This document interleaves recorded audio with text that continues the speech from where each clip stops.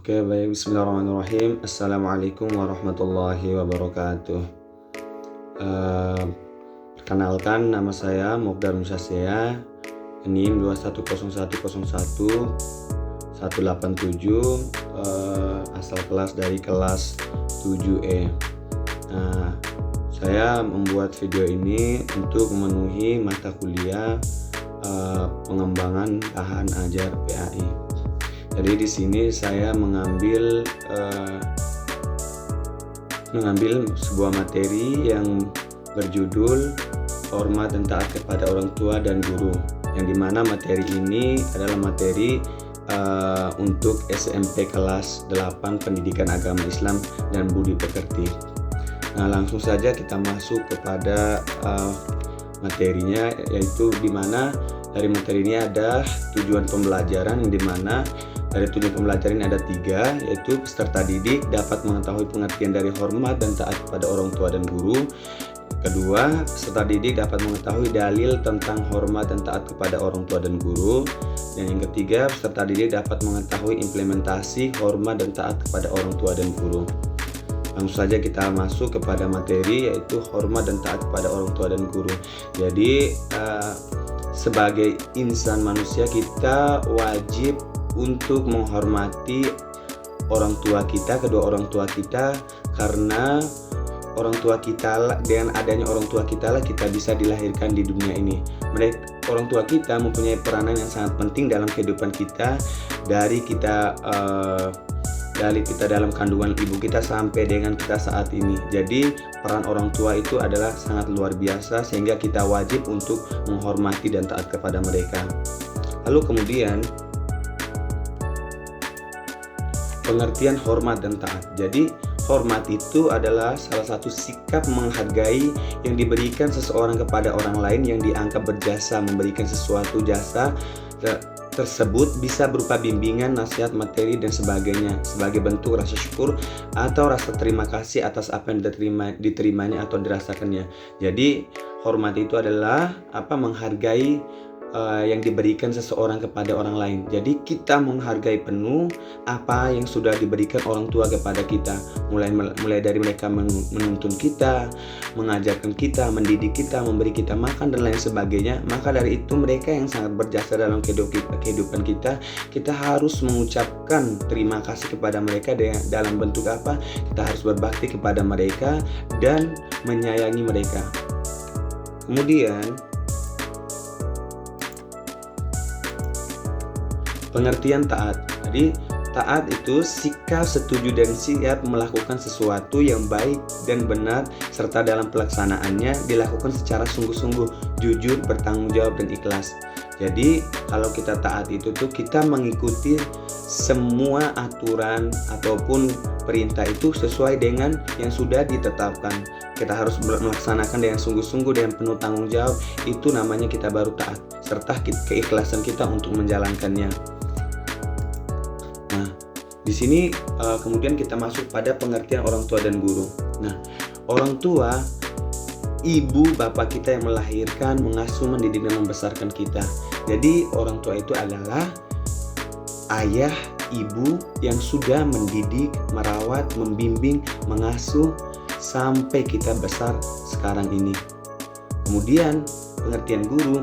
Guru adalah orang yang berprofesi sebagai pendidik dan pengajar siswa-siswanya di sekolah atau di lembaga non formal seperti tempat les dan lain sebagainya.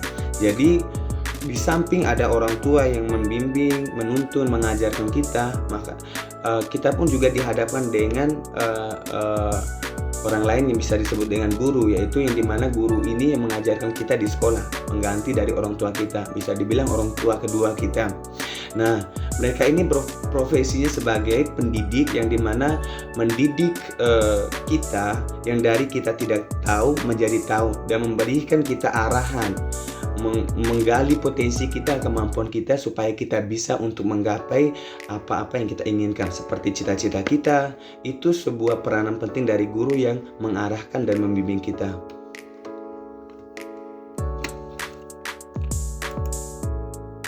Kemudian dalil tentang berbakti kepada orang tua dan guru. Nah, Karena orang tua sangat berjasa dalam kehidupan kita, maka agama Islam sendiri sangat menekankan untuk selalu berbakti kepada kedua orang tua kita. Untuk selalu berbakti kepada kedua orang tua kita. Karena Allah Subhanahu wa taala menjelaskan dalam Quran surat Al-Luqman ayat 14 yang dimana yang berbunyi A'udzu billahi minasyaitonir rajim. Bismillahirrahmanirrahim. Wa wassayna al-insana biwalidayhi hamalathu ummuhu wahnan 'ala wahnin wa fisaluhu fi 'aini an ishkur li wa liwalidayka ilayyal masir. Sadaqallahul adzim.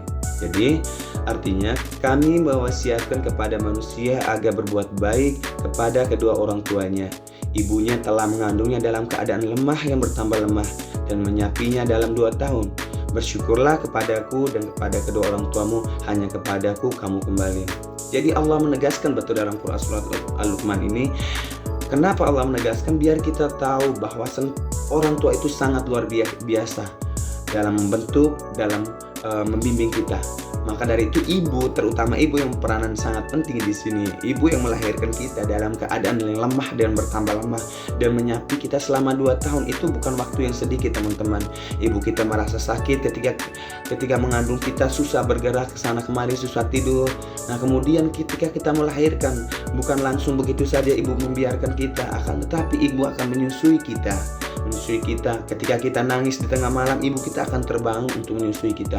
Karena bagaimanapun kita adalah anaknya, maka sepatutnya kita untuk selalu berbakti kepada mereka.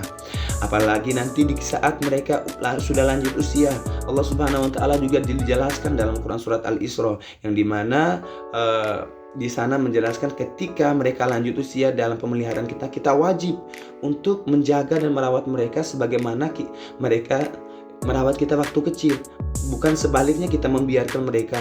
Jadi begitu, teman-teman. Maka kemudian ketika kita sudah berbakti kepada orang tua, kita bersyukur kepada Allah Subhanahu wa taala.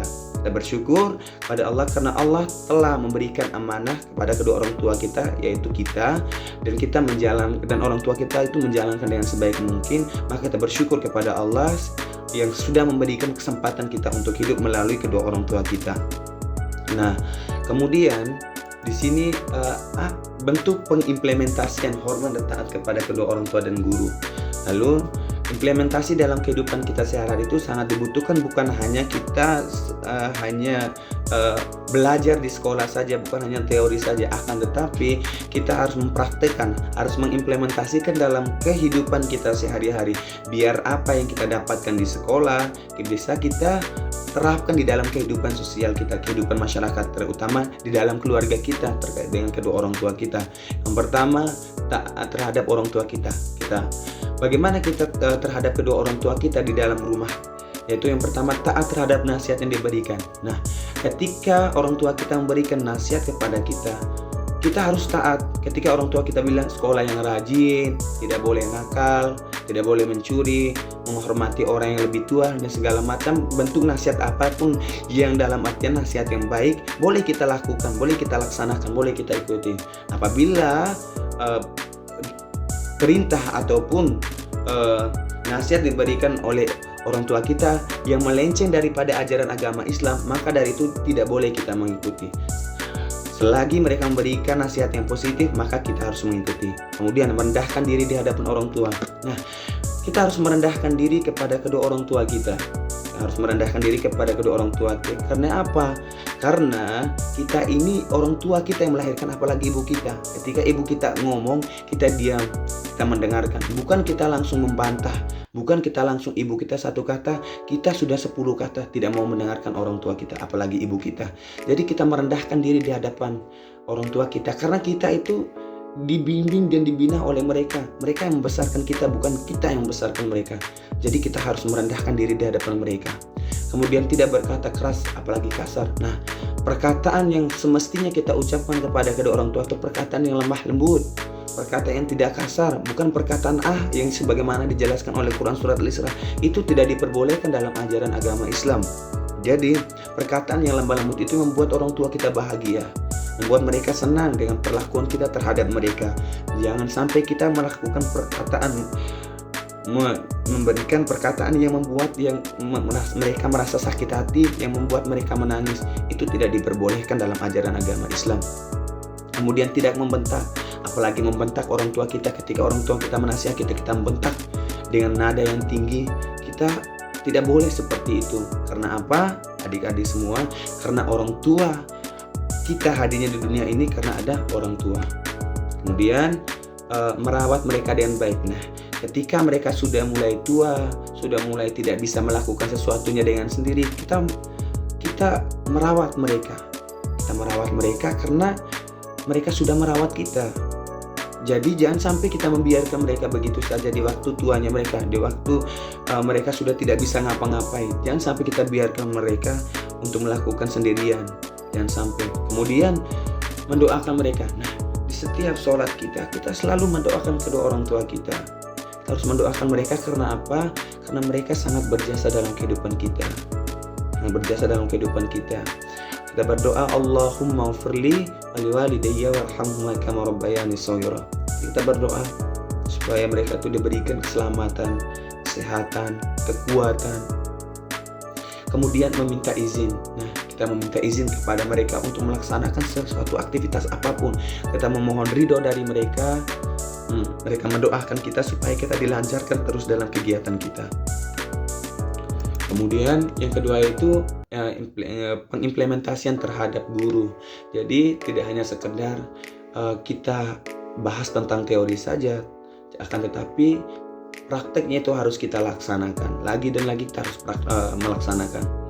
Guru itu sangat luar biasa.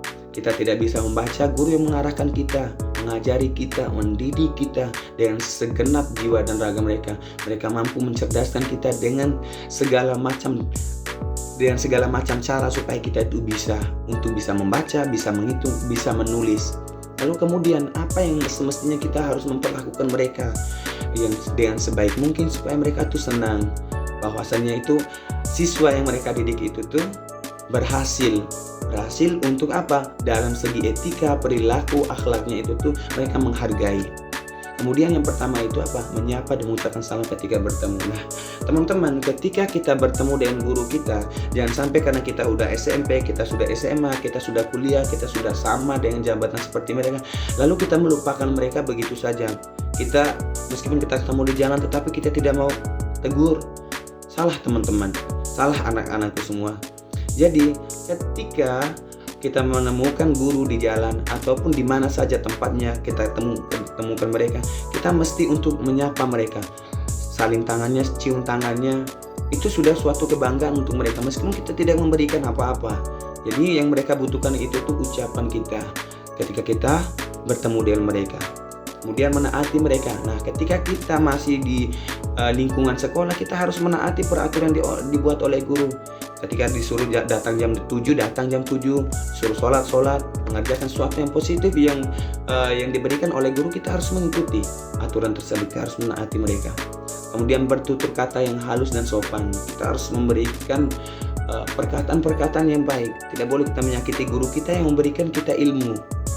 Kalau kita menyakiti guru kita, maka keberkahan yang ilmu yang mereka berikan tidak ada adik-adik semua.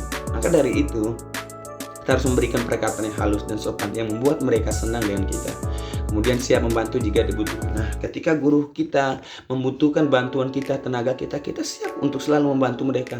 Karena bagaimanapun mereka tumbuh kembangnya kita itu bukan hanya kedua orang tua kita saja, tetapi peran mereka itu sangat penting dalam kehidupan kita sehingga kita bisa, yang seperti yang saya bilang tadi, membaca, menulis, menghitung, semuanya kita bisa tahu dunia ini juga dari mereka yang mengajarkan kita dan mendidik kita.